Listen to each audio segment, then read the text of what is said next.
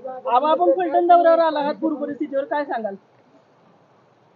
आपण बघतोय की मान्सून पूर्व म्हणजेच अवकाळी पाऊस हा महाराष्ट्रभर त्या ठिकाणी सर्वदूर पडलेला कमी अधिक प्रमाणामध्ये आपण सगळेजण बघतोय।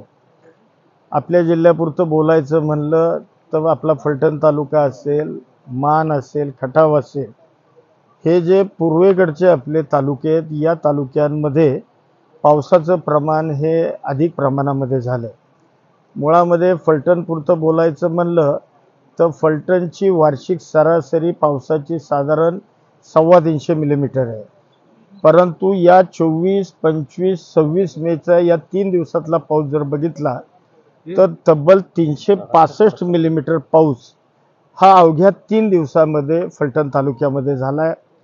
मी साधारण माहिती घेतली, जी सगळी महसूल मंडळे फलटण तालुक्यातली, या सगळ्या महसूल मंडळांमध्ये 65 मिलीमीटरपेक्षा अधिक पाऊस, जे की आपण असं समजतो की 24 तासामध्ये 65 मिलीमीटरपेक्षा अधिक पाऊस झाला तर ती अतिवृष्टी मानण्यात येते आणि समजावी।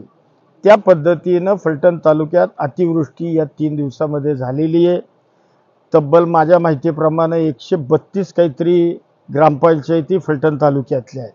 या सगळ्या ग्रामपंचायतींच्या मध्ये शेतकऱ्यांच्या पिकांचं नुकसान झाले, काही शेतकऱ्यांच्या जमिनी वाहून गेल्यात, काहींच्या फळबागा होत्या, डाळिंब होती, पेरू होते, अन्नफळं होती, त्यांचं नुकसान झालं, भुईमुगाचं नुकसान झालं, अन्य जी पिकं आहेत पालेभाज्यांचं मोठ्या प्रमाणामध्ये नुकसान झालं। साधारण या पद्धतीचं नुकसान शेतकऱ्यांचं झालेलं आहे। त्याचबरोबर काही घरांमध्ये पाणी शिरलं, काही घरांच्या भिंती पडल्या, कुणाची छत्र उडून गेली, काही भिंती म्हणजे घरांमध्ये पाणी साचल्यामुळं ती घरं काही भविष्यात टिकतील अशी परिस्थिती नाही, त्यामुळे त्याही घरांचे पंचनामे आपण त्या ठिकाणी करण्याचा निर्णय घेतलेला आहे। त्याचबरोबर जे काही सार्वजनिक मालमत्ता आहेत, ज्या पुलावर आपण उभं आहोत, हा पूल किंवा अंगणवाड्या असतील, शाळा असतील, रस्ते आमच्या जिल्हा परिषदचे व्हीआर असतील, ओडीआर असतील, PWDचे रस्ते असतील, काही बंधारे, आम्ही बंधारा आता बाणगंगेवरचा जो बंधारा आहे ह्याच्यावरचा ठाकूरकीमधला, तिथेही मी जाऊन आलो। तिथेही त्या बंधाऱ्यामुळं शेतकऱ्यांच्या आसपासच्या जमीनच सगळी त्यांची वाहून गेली, अशा पद्धतीचं वेगवेगळ्या पद्धतीचं, आणि गुरंही काही जणांची दगावली, अशा पद्धतीचं नुकसान हे साधारण आपल्या तालुक्यामध्येच नव्हे तर महाराष्ट्रभर कमी अधिक प्रमाणात हे आपल्याला पाहायला मिळते। परंतु फलटणची माहिती घेतल्यानंतर साधारण हे चित्र माझ्या डोळ्यासमोर आलेलं आहे। आपल्याला आठवतंय का बघा, पावसाची सुरुवात झाली, दुसऱ्या दिवशी सुद्धा खूप होता। त्याच वेळेला मी माझ्या विभागाला सूचना दिल्या की ताबडतोब या संदर्भातला आदेश निर्गमित करा। विभागीय आयुक्त, जे 6 विभागीय आयुक्त महाराष्ट्रातले सगळे जिल्हाधिकारी आहेत, यांना आपण आदेश काढला की जे काही या पावसामुळं शेतकऱ्यांचं नुकसान होईल किंवा अन्य जे काही नुकसान होईल याचे पंचनामे तातडीनं करण्याची सूचना ही त्या ठिकाणी आपण दिलेली आहे। त्याचबरोबर राज्याच्या सन्माननीय मुख्यमंत्री महोदयांनी सुद्धा, देवेंद्रजी फडणवीस साहेबांनी, अजितदादा असतील, एकनाथजी शिंदे साहेब असतील, या तिघांनी कॅबिनेटमध्ये सुद्धा या संदर्भातले काही निर्देश हे विभागाला दिलेले आहेत। आणि त्याच पद्धतीनं आपण सगळेजण आता बघतोय की आमचा महसूल विभाग असेल, आमचा कृषी विभाग असेल, आमचा जिल्हा परिषद असेल, हे सगळे आता ग्राउंडवर, फील्डवर उतरून हे पंचनामे अतिशय चांगल्या पद्धतीनं करण्याचा प्रयत्न करतायत। मी फलटणची साधारण माहिती घेतली प्रांतांच्याकडून, आत्तापर्यंत साधारण 80% पंचनामे हे फलटण तालुक्यातले पूर्णत्वाला गेलेले आहेत। उरलेले 20% पंचनामे हे त्या ठिकाणी राहणारे एवढ्या 2-3 दिवसात पूर्णत्वाला जातील।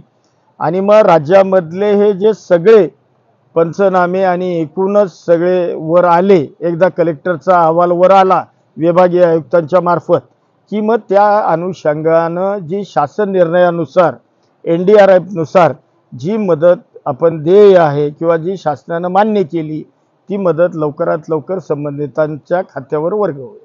आबा, एक प्रश्न असा आहे की ग्रामीण भागामध्ये आता पंचनाम्याचं काम सुरू आहे, पण तलाठ्यांकडून सांगण्यात येते की पंचनाम्याची मुदत संपलेली आहे.